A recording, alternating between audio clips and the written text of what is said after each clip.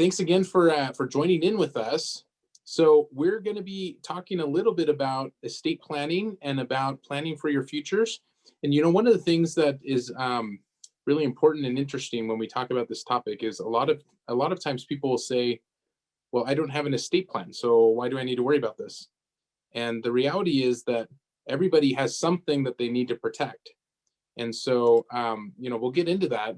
But over this last year, 2020 and COVID and everything that's been happening, you never know what the event or the unexpected situation that may come up that could cause a need for these documents or for what we're going to talk about in terms of planning today, right?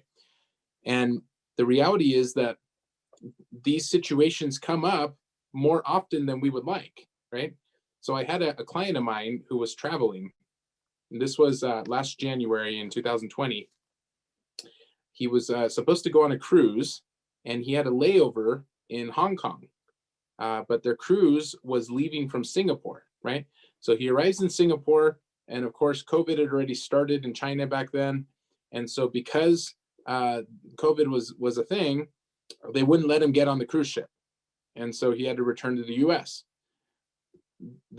So one day after he left, one day later, there was a businessman who arrived in Singapore for a business conference. And that was the spread of COVID in Singapore, right? If he would have been there one day later, they wouldn't have let him return to the US. He would have gotten stuck outside the country, right? And this is a business owner. He has many employees. He has payroll. He has, vendor agreements and different things that he has to manage on a regular basis.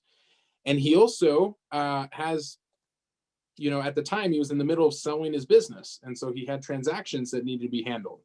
And if he was stuck outside the country for an extended period of time, how would he handle those things?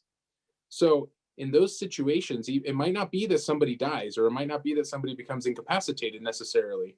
There may be a situation where somebody that you trust needs to manage important decisions on your behalf. And a lot of times we imagine that these things are automatic, right? We think, well, of course, if I can manage things for my spouse, I can access their bank accounts, or I can make medical decisions for them. Of course, we're married. I'm going to be able to do that. But it's not automatic. That's not something that, automatically is going to happen. And because it's not automatic, it requires that you have certain documents in place. So we're going to talk about, what are those important documents to make sure that you do have in place, so that in the event of an emergency or an emergency situation, that those concerns can be addressed, and that somebody that you trust can step in and be able to help, right? Our family, well, so let me start by just saying, the first thing that virtually everybody needs to have in regards to planning is what we just talked about, is a financial power of attorney.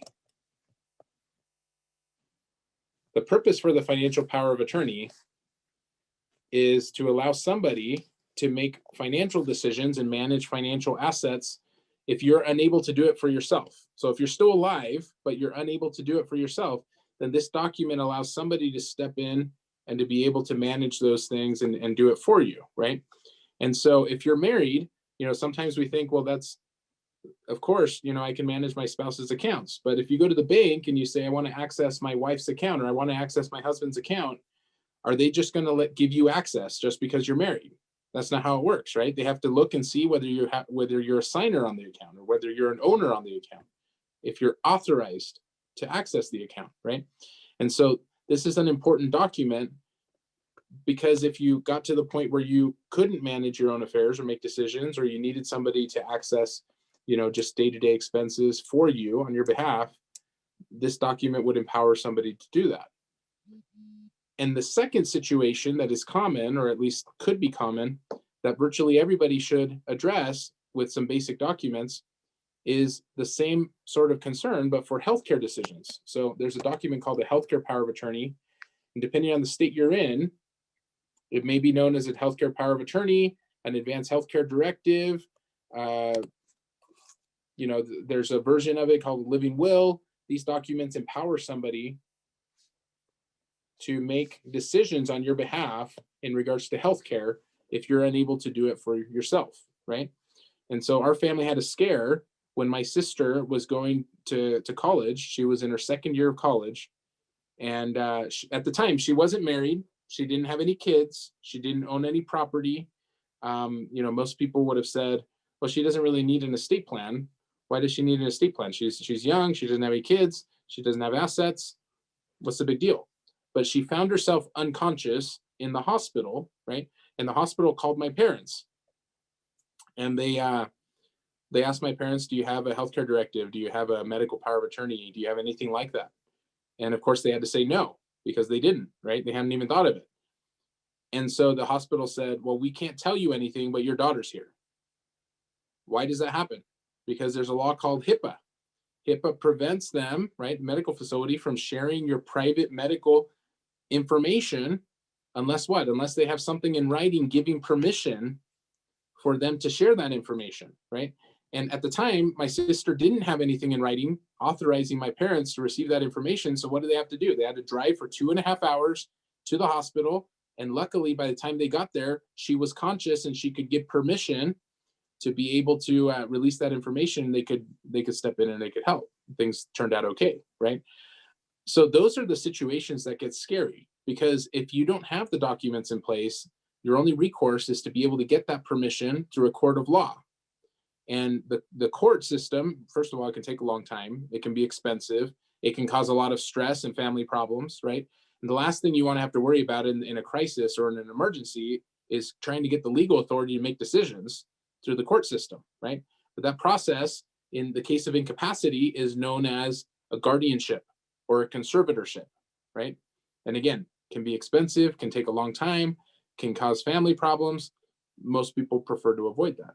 It's very easy to avoid it by simply having these documents in place and authorizing somebody to be able to make those decisions on your behalf. Now, when we think about estate planning, most of the time we think about when we die, right? And so it's most important to have those documents once you have more to protect, specifically not in terms of money or assets, but in terms of people, right? So when you have children, that's when it's important to have what we call a last will and testament.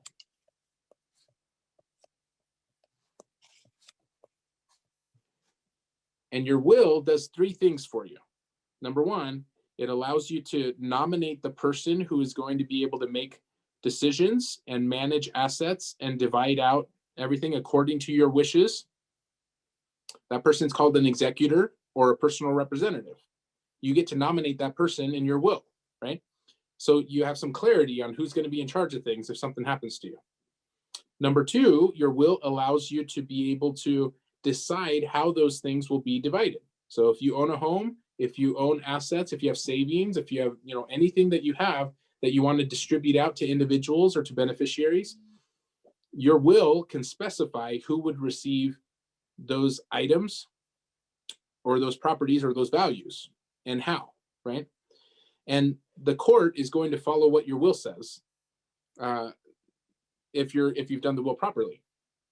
Number three, you get to decide and you get to nominate who would be the guardian for your minor children. And this is the single biggest benefit that most families, especially young families, get from having a properly structured estate plan.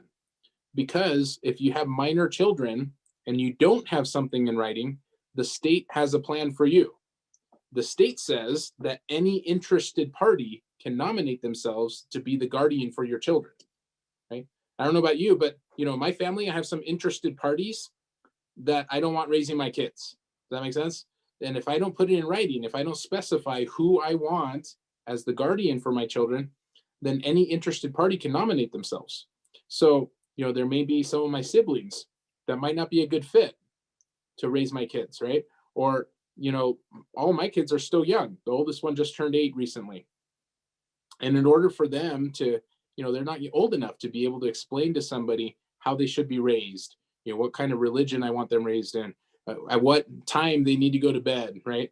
Curfew, what age we want them dating, what kind of movies we want them to watch, all those things that as a parent are important to me that I'd want to specify, I'd want to give direction on, I'd want to have a voice in.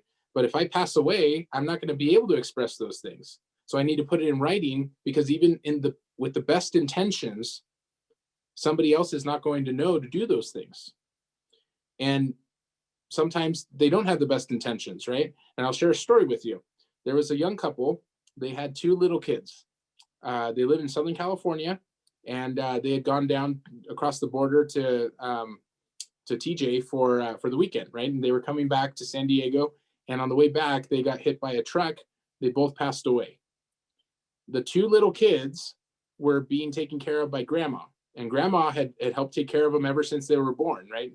Was part of the family, and expected that she was going to be the guardian for them, because of course her son just died, and she was taking care of them, and she loved these kids, and she wanted to be the guardian for them. So she nominates herself, and the judge says, you can't take care of these kids.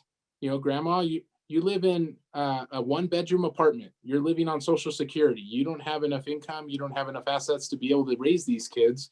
And what happens if something happens to you? No, I'm not going to give you these kids. We need somebody else. So, grandma's heartbroken. The kids have to go into foster care for 2 months, while the family is trying to decide who's going to actually get guardianship. And the court finally settled and gave guardianship to one of the aunts. The reason they gave it to her was because she had a strong, stable income, and she had a house and she could take care of them. But she was single. She wasn't, she never had any intention of having kids, and didn't want to have any kids. What kind of a life are they going to have? And that isn't what the parents would have wanted. But because they didn't put it in writing, they didn't have a voice anymore, right? And so this is about empowering your family, and about empowering your loved ones to make sure that whatever you would want to have happen is what's going to be honored and followed when you're gone. So the last will and testament is where you express that. And then finally, if you own real estate and you have children, then that's the benchmark that we look at to recommend the last piece of this puzzle, which we call a living will, or a living trust. Your revocable living trust is an instrument that allows you to nominate a person that can manage and make decisions and handle things on your behalf if you're unable to do it for yourself without having to go through the court system. So you set up this structure, and you set up somebody who can make these decisions on your behalf while you're alive. That person's called a trustee, by the way. While you're alive, you're probably going to be your own trustee. And if you're unable to serve as trustee, then you decide who you trust, who you want to put into that role to be able to make decisions and to be able to manage things on your behalf. And then they step into your shoes when you're unable to serve as a trustee. And then they get to manage everything that's in your trust. So it kind of works like this. You have your trust, and you have the manager for the trust, the trustee. They can only manage what's inside of the trust. So it's kind of like this box. If you have real estate, we need to retitle the real estate into the trust. If you have insurance accounts or bank accounts or savings accounts, retirement accounts, we want to put beneficiary designations to the trust on those accounts. If you own a business, you either need to have a business succession plan to make sure that your business is going to continue running, or something's going to be done with it, and what you would want to have happen happens when you're gone. Or you need to, again, have it flow through your trust so that your trustee can make those decisions. So all of your assets then flow through this vehicle, this trust, which has instructions, and the trust says how it's going to be divided. So if you have children, for example, you say, I want to leave this to my kids, you can do that. And you can actually specify how that's supposed to happen. So maybe I don't want my kids to get all the money all at once, because the average inheritance lasts less than 7 months, right? Statistically, whether it's $1 million or $100 million, it's usually spent within a short period of time. Maybe that wasn't the intention, right? And so maybe I want to protect my kids from having all this wealth all at once. Or maybe I want to protect what they receive from potential divorces or creditors. Maybe I want to make sure that, it's spread out over their lifetime. Maybe I want to set aside some money for them to be able to use specifically for college. Or maybe I want to leave some to my kids, but I want to leave some to my grandkids. Or maybe you even you decide that you want to leave something from generation to generation to generation, right? All of those instructions are built into this document here with your trust. And you can put whatever guidelines or instructions make sense for your family situation. Every family is different. And so it's not a one size fits all solution, right? We got to address it based on what the actual need is for your specific family, for your specific situation. But that's basically how it functions. And then once your trust is in place, then there's no need for your trustee stepping into your shoes to go to court and to be able to have the transfer of assets or anything happen in that way, because it's a private document and it can happen more or less automatically, right? It's a seamless process. And so, the trust would receive these assets. The trustee would make the decision, and you don't have to have just one trustee. You could put more than one trustee to serve together, to serve jointly. Or, we always recommend that you have one trustee and you're going to have successor trustees, because what if this person can't make it, right? You need to have the follow-up option, right? And the trust will always have instructions for where the assets go if something goes wrong. So with that, that's the basics of estate planning in general, right? The basics of some of these documents. The last thing I want to cover with everybody, and then we'll open it up for some question and answer, is the difference between a revocable living trust and an irrevocable trust. See, there's all these different programs and marketing things that you hear out there with names of trusts, and lots of different types of trusts and names and provisions and all this different stuff, and it can be confusing. But the reality is that there's only two types of trusts. There's revocable trusts, and then there's irrevocable trusts. So what's the difference? Why would you use one instead of the other? A revocable living trust is mainly used to avoid the probate process when you die. So to avoid the court system and make sure that everything transfers smoothly without any problems. But when you set up a revocable trust, this document can be changed. You can put stuff in, you can take stuff out, you can get rid of it if you want to. So you keep all of the control. And because you keep all of the control, there's very little protection that it gives you in the form of lawsuit protection or creditor protection or protection from losing benefits if you're trying to qualify for Medicaid or Medi-Cal or those sort of programs, or if you're trying to minimize tax exposure for estate taxes or other purposes. So if we're trying to gain some protections, you have to give up some level of control in order to get those protections. That's where an irrevocable trust comes in. The irrevocable trust cannot be changed easily, because once you set up the rules, then those rules have to be followed. When you put property in, it can only come out according to the terms of the trust. When you want to make changes, it can only be changed according to the terms of the trust. And generally speaking, for most purposes, you're not going to be the trustee. You're going to put a third party, somebody else, to be the trustee. And so that's where we use irrevocable trust, is if we need protection from taxes or from creditors or asset protection of some kind. Professionals, for example, that have professional liability that they might be exposed to, and they want to protect assets from that. Or if we're planning around potential future estate taxes. Right now, there's $11.25 million of exemption for estate taxes. That may be changing very soon to $3.5 million, right? And so if you're above those limits, the estate taxes can be very high. One of the ways that we get around those estate taxes is by using irrevocable trusts to take the value out of the estate, right? And so we use irrevocable trust for the purposes of giving some sort of protection. But in order to get that protection, you have to give up some level of control, right? And so for most families, the revocable living trust plan is actually the option that's going to work best. The last thing is these are the 6 areas of advanced planning that we can assist with. Everything from incapacity planning, planning for the future, make sure that you can pay for long-term care needs. And whoever invited you tonight, we work very closely with them because they probably offer services and products that are complementary, right? That are part of the overall planning process. On the estate planning front, addressing, making sure that we're avoiding estate taxes, that we're making sure that things pass on properly without any problems. We do, business planning, everything from the startup process of forming the businesses to making sure that everything that you need from the operational standpoint is in place. And then the preparation for an exit, that we can avoid taxes on the exit, or we can make sure that the succession plan is in place properly. And then on the asset protection planning front, to make sure that you're protecting yourself from potential liability, lawsuits, and so on and so forth.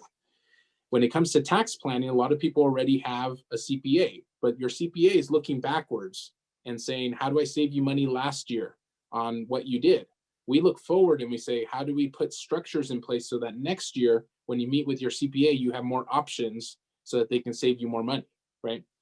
And then finally, legacy planning.